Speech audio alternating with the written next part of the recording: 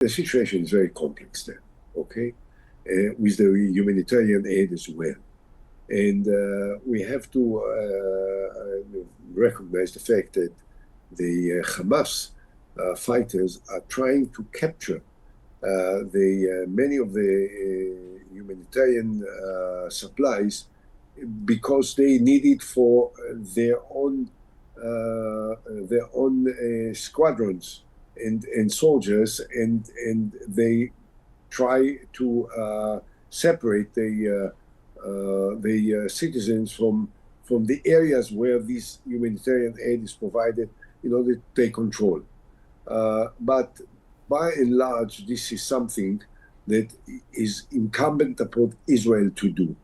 So it's not so simple. People are not starving and dying, but there is a danger. There is a danger, and we have to be aware of it.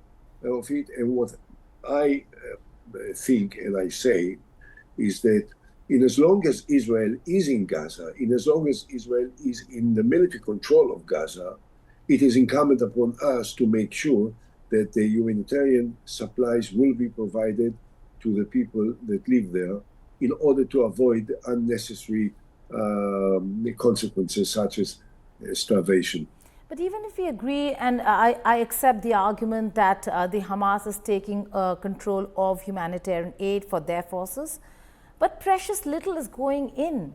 The fact that there's food outside of the gates but not being allowed to enter in itself is a travesty, sir, isn't it? Well, again, food is allowed in, perhaps not sufficient. Well, we are here, I'm in Tel Aviv, you're in India, and the realities in Gaza are a lot more complex and sensitive and volatile and fragile, and the supply is not simple, and they need to break through the barriers and the fences and the shooting and the Hamas provocations is not so simple.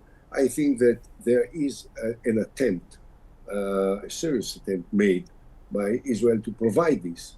But as I said again, in the final analysis, it is the responsibility of the Israeli army and the Israeli government to make sure that the people there will get the humanitarian supplies that they need in order to survive.